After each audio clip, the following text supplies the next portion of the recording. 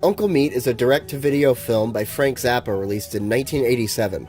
It's a bizarre mix of concert footage, literal home movies, a film, and the behind-the-scenes footage of the same film. It's a seizure-inducing, boring, repetitive, low-budget, uncomfortable assault on your brain. The film was originally going to be about an evil scientist and an R&B band that get turned into giant monsters. Frank started work on it in 1967, but didn't finish the film until about 20 years later. The soundtrack album came out about 18 years before the movie, a movie that doesn't feature most of the soundtrack album, and the plot of the film transformed into something completely different. The actual movie wound up being about a monster, a woman who falls in love with the monster, a man who likes getting beat with toilet brushes, some guy from Alabama, a rubber chicken, and a man teaching Italian.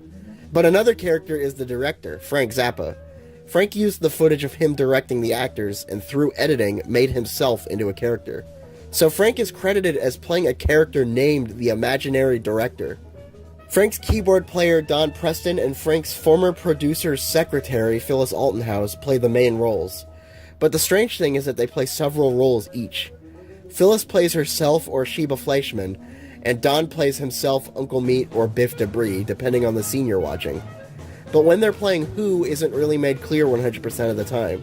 To make things more confusing, behind-the-scenes footage is used, so sometimes it's hard to draw the line with whether the actors are even acting in a scene or not. It edits fiction and reality together so well that it leaves you delirious.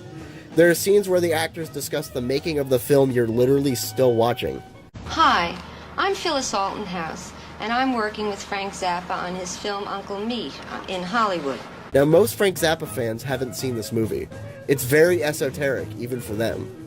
It's hard to get a hold of a physical copy, as it hasn't been re-released since the days of VHS. So is this a good movie?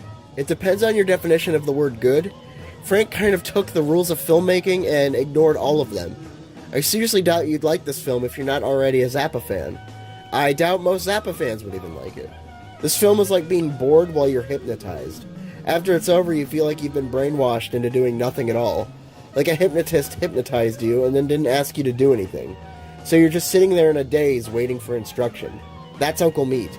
Every time I've watched it, I always feel a sense of extreme relief when it cuts to the end credits. Which perhaps isn't a good thing.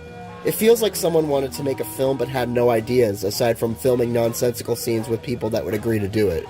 Like a film shit and then develop a movie out of it later approach. I actually have a theory as to the film's meaning. So in Uncle Meat, Don Preston, or whatever character he's playing, is trying to make a hit single in the year 1970. It cuts to the early 80s, and he's still trying to make that hit single, and it's ruining his relationship. This is one of several subplots. Considering Frank's views on nostalgia, and considering that most of this film is made up of footage of his old band lineup, I think this may be Frank's odd way of making a statement on dwelling in the past and refusing to move on. Or perhaps the film means nothing, and I'm reading too deep into complete gibberish. Regardless, I think the film is worth watching if you're a huge Zappa fan and you hate yourself and you want to waste your own time. It's the most interesting, boring thing you'll ever see.